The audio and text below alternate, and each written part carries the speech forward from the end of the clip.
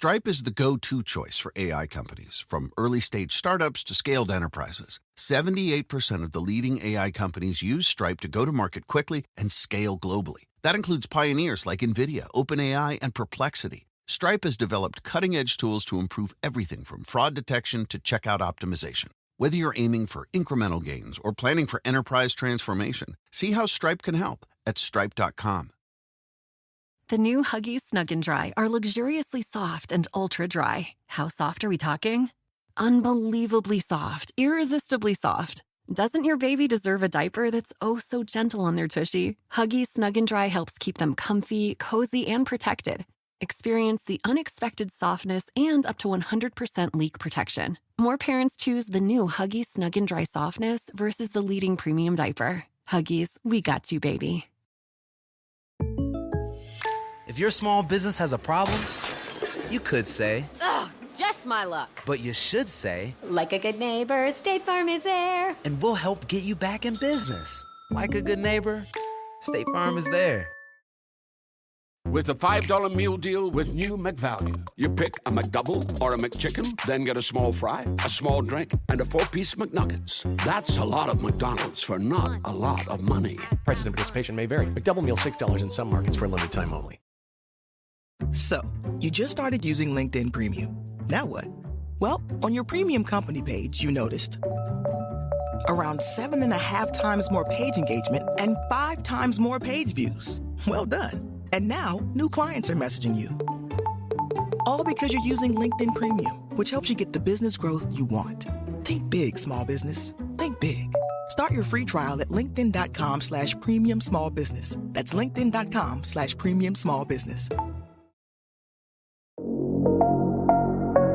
Did you know that Game Pass or Pass is brought to you for free because of Spotify for podcasters? It's a totally free platform, and you can make a podcast today for free. Spotify for podcasters lets you record and edit podcasts right from your phone or computer. So no matter what your setup is like, you can start creating today. Then you can distribute your podcast to Spotify and everywhere else that podcasts are heard. And if you're thinking about taking your podcast to the next level with a video podcast, Spotify can help you too. With Spotify for podcasters, you can also earn money in a variety of ways that includes ads and podcast subscriptions. So what are you waiting for? Download the Spotify for Podcasters app or go to spotify.com/podcast to get started right now.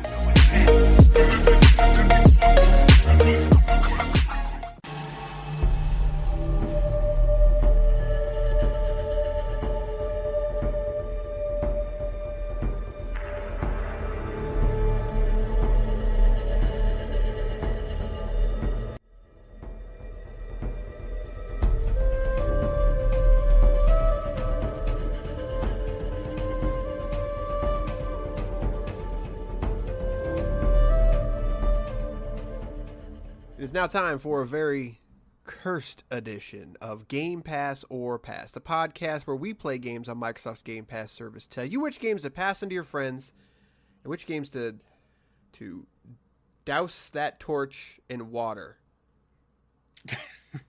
and pass on by. I am Corey. I am joined by the cursed man himself. He's been cursed so many times. So many times. Cursed with good looks. Yeah, you're so cute. And Basher. What's the deal, good sirs?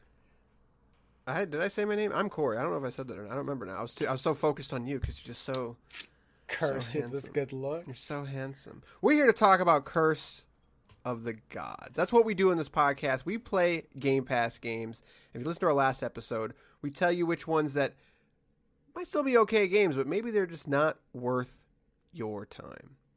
Before we get to that, did you know that you can rate us on your favorite podcast service like Apple Podcasts or Spotify? They really help. It's awesome. And you can also shoot us emails, gpopfans@gmail.com, or shoot us a text message, 574-651-9256. All of those things are possible to get a hold of us. We would appreciate it. But that's not what we're here to talk about. Here are the details on Curse of the Gods. Made by Past Tech Games, which unfortunately I had not heard of them before this. They are also the developers of Masters Anima and Space Run Galaxy. I feel like I've heard of Space Run Galaxy, but only in name. Regularly priced at $19.99, is a run-based isometric action RP, dungeon crawler, I guess, maybe. Available on Xbox One. You can play it via backwards compatibility on Series X and S, obviously, but there is no native support. Also available on PC. There's no crossplay because you cannot play it online. There's no type of multiplayer and no cloud saves. Also, no DLC at this time. Curse of the Gods. This was one that you suggested, so let's talk about it. Cursed of the Dead Gods, man. Like, come on. I'll get it right someday. On this name. It's a long name. Is it though? Curse of the Dead Gods, yeah. Cursed of the Deadest Gods. I played this game before it came to Game Pass because I'm cooler than you. I don't know what made me play this game. Actually, I do. I was hot off my Hades runs, hot off all my runner runs. Like these games in general are very. I'm a sucker for a runner right now. I'm not gonna lie to you. And then this one just looked fine. It looked absolutely fine. I expected to put maybe an hour or two in it just to get the handle down and just be like, all right, uninstall. I ended up playing many more hours of this game. I was smitten by this runner. I wish I could say the same. So I knew nothing about this game. So before Game Pass, so when I booted it up and it was a run-based game, I was like, okay, yeah, I'm definitely into that right now. They're the hotness right now, and when they do it well, they do it really well. We've played other ones. We played stuff like Undermine, and that was always a game that we were always kind of conflicted by. And while I like this game, I don't know if I can say I like it more than Undermine. I like it probably about the same. I was never quite smitten by this game. I think it's actually kind of shallow. I would agree with that, but use different terminology, I guess. The barrier for entry for this one is a lot lower, I think, than a more involved runner. I think this is a very good pick up and play kind of dungeon crawler, hack and slasher, die, rinse, repeat game. There's not a whole lot of complexity there, like you said. It's very... There's a plainness that I appreciate. The combat is one of those very simple to get down but hard to master type of things where it's essentially all about your dodge and your parry. If you can get that down, you can get pretty far in this game. Like, the bosses aren't super cheap. The enemies aren't a headache just to be a headache. I feel like a lot of the gameplay design choices were well thought out. I don't know if I agree. So I like everything that you said. Like I'm sort of like processing it as I'm sort of replaying this game in my head. So like it's got that isometric Diablo look to it. Which is kind of up my alley. Like, for whatever reason, whenever a game looks like that, I'm like, oh, I'll check that out. And I'm going to bring up the H word, Hades, but I'm not going to bring it up yet because I think my arguments stem a little bit deeper than just like you should play Hades instead. I think at first I would agree of just like, yeah, like the first couple hours, the fact that it does not have crazy deep mechanics. But at the same time, it has a lot of mechanics, and I think some of them don't really add to it. For instance, it has a mechanic to where it's like, if you light this torch, or if you use your torch to light the, what do you want to call them? Tikis? What are they called? Yeah, you like, what do they call those things now? It's just a tiki torch. It's just like a bonfire or something. Yeah, so and they've got those kind of scattered throughout each room, and it's sort of randomly generated, so... If you light those and you stay in the light, like, you take less damage, and sometimes, for instance, you can do more damage. Like, that's cool, but, like, as you were playing this game, it's kind of distracting in a bad way. Like, it got to the point to where I just stopped trying to light torches or light the tikis because I felt like it was hindering my. I got so focused on trying to make sure that I light the torches, I ended up making more mistakes. And in that instance, like, because it's not exactly easy to light. Like, it requires a swing. Like, you have to sort of time it out. And on later levels, especially as if you do like the dailies and stuff to where they throw sort of random elements at you, you might not have the ability to light that torch or light that tiki. And it's just kind of like, if I could just sort of like run by it and that would light it, I think that would be a much better use of that mechanic. But that example is sort of how I feel about a lot of the game. As I kept playing it, I was never mad at it, but I was just kind of like, I feel like you could do better. And I look at the stuff that you can unlock because it's a roguelite, so you do have upgrades. You know, there are different currencies. There are certain currencies that will upgrade certain things, and so you go back to town or whatever you want to call it, your tomb, and you go up to the little pedestal, and it's like, here, you can unlock this thing where you get 1,000 gold. And so the game has a lot of kind of Monster Train and Slay the Spire vibes. You know, you've got a screen to where you're sort of climbing up a tomb, and you know, this room might have an upgrade for your weapon, and this room might have gold in it. And so, but at the end of almost every room, like, you get something. But a lot of times I found like there wasn't a huge reason to upgrade, or the upgrade wasn't that great, especially when it came to the permanent upgrades, because you can't just get a permanent upgrade. Like, you have to sort of equip them. You can only equip 2 at a time. So 3, right? It's 2 at first, and then I think you can unlock a third one. So there's just a lot of those things, and it sort of does bring back some of those Undermine feelings that I had of just like, I don't think it was nearly as egregious to where I Undermine, it was like, well, this run's screwed. Like, it never got to that point, but I definitely got the feeling, I was like, I don't feel like I'm actually becoming a better. The treadmill is not making me a better character or a better person. Not like fundamentally, but like my character wasn't getting stronger. Right. I mean, I'm going to agree with some, disagree with some other things, and not even disagree. Just the idea that, or the perspective rather, of they're not being not feeling strong enough fast enough, or some rooms not having a big enough upgrade. A lot of the feel powerful stuff comes as you unlock more and more weapons, power abilities, and permanent power-ups.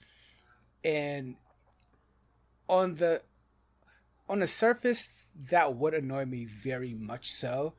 And it would annoy me if the game was long and drawn out. This is not a long runner.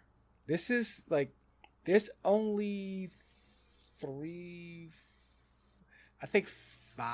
bosses, like 5 real bosses in your campaign. So it's almost as if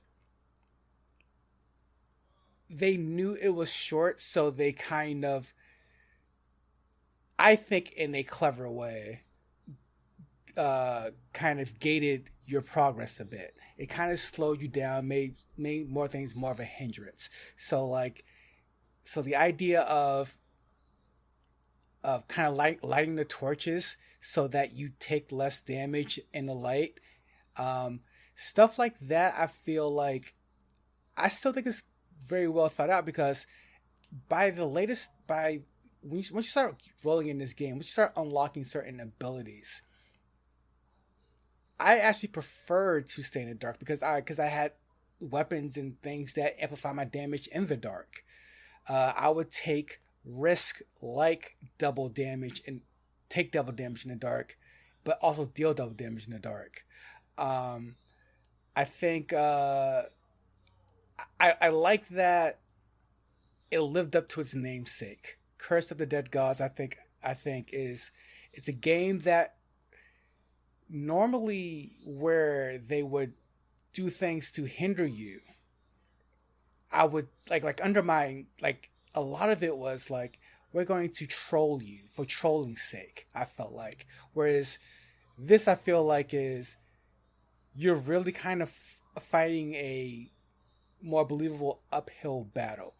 One of the mechanics in the game is that each time you go through a door to a new area or a new part of the map, you get a curse of darkness. And then if you get 100, every 100 points of cursed darkness, you get a random curse added to you. With the last curse being always you're losing health until you reach 1 HP. So it's everything in this game, I feel like, is almost a detriment, but in a challenging, clever way. Yeah, I will say the mechanic of the game is always kind of like in your face about darkness. Like if you take damage, your darkness meter goes up, and like you said, when you go through a door, it goes up. And at first, I thought that was going to be where I was like, nope, like no, I ain't doing this. But no, like you, as long as you're a decent player, you almost never get hit with the last curse, which is the to your HP drops. But a lot of the curses, they don't hinder you as much as you think. Like one, for instance, is like you can no longer light torches, and it's like okay, like that's really not a huge problem. Like, because you don't need to light the torches. Or there's another one that's like, instead of taking 20 every time you go through a door, your darkness slowly goes up by 2 every 10, 20 seconds, whatever it was. And so while that's different and that's a curse, it doesn't really change the game up, if that makes sense. Like it doesn't like you said with Undermine, it's like, oh, we're just going to basically cap you at the knee and you can no longer progress. Like, right. It's like, okay, well, that's not fun at all. I'll totally agree that is not the case here. And I definitely thought it was going to be. And so good on them for dodging that bullet. I will say the one where it's like, oh, you can no longer know what your curses are. And the ones going forward, you don't know what they are. It's literally just question marks on your screen. You could do better than that. Like, that's not whatever. But I guess where I'll push back is saying I unlocked quite a few of the permanent upgrades, and that currency does not come fast enough, in my opinion. And I still feel like a lot of the upgrades just did not. Some of the more expensive ones, they don't really change.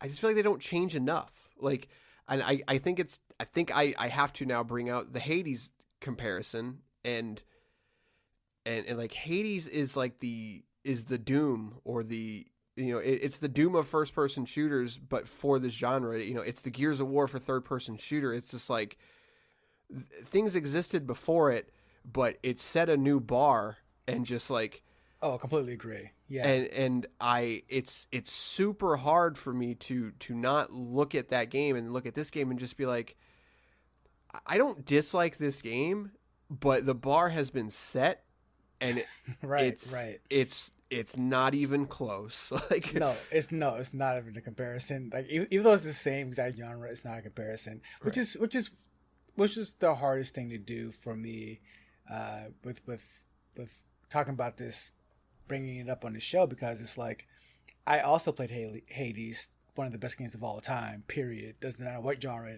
it's in.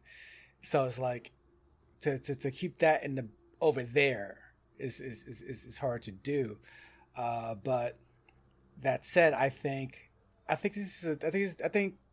Curse of the Gods is in its own right is a pretty clever, short, sweet runner. I think there's a lot of enjoyment to be had there, and I think also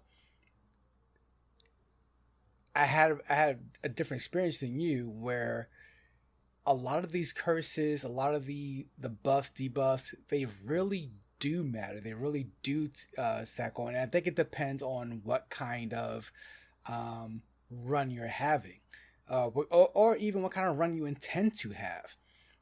Because there's almost a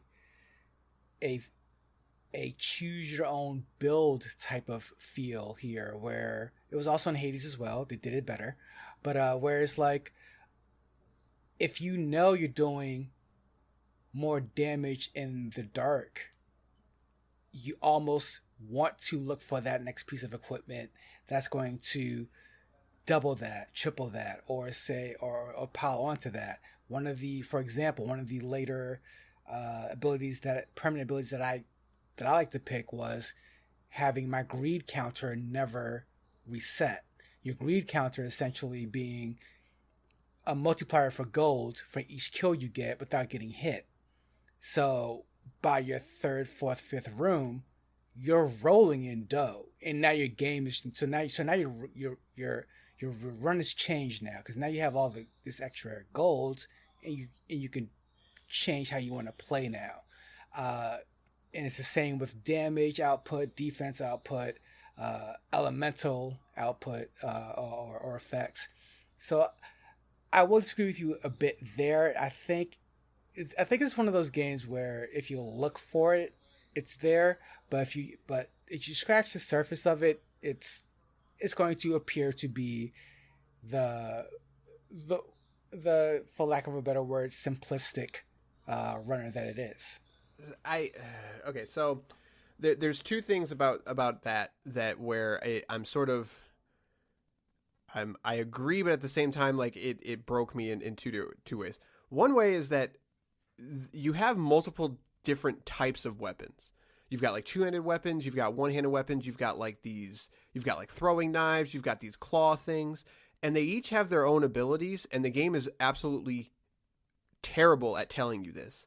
I thought they were just different weapons. I didn't actually know that like they had different properties, where like the heavy maces and the two-handed weapons, you can just break through shields and break through people's guards, like with the heavy attack. I sort of figured that out organically, and I found out later that the I don't remember break which walls with it too. You can what? You can break walls with it too. Didn't know that, because there was many times where like I saw this wall, I'm like I should be able to go through this wall, but I can't figure it out, because usually that's one of those things where there's like a bomb somewhere, or there's like a secret passage or something, like it hides stuff like that. And I was like, why can't I figure this out? But then also you've got the thing of the back of your head, like sometimes your timing matters, etc., because your darkness is going up, etc. So like it plays with all those things well, but I don't think it does a great job of explaining, of just, because you're right in that some runs are great, and if you get, it has almost that Diablo 3 style where it's like when your whole set is playing together well. We got a set. You got a set. Like you feel powerful, but that doesn't happen all the time. Like that happens like where this mimics some of Undermine to me is just like sometimes my run I know relatively quickly, like, okay, this is just going to be a run. like yeah, you're not wrong. I played enough of the games to where, for me, it comes down, I know my own play style in this game, so I know, like, right off the bat, if I don't have a whip or a shield as my secondary, I know I'm going to have a bad time.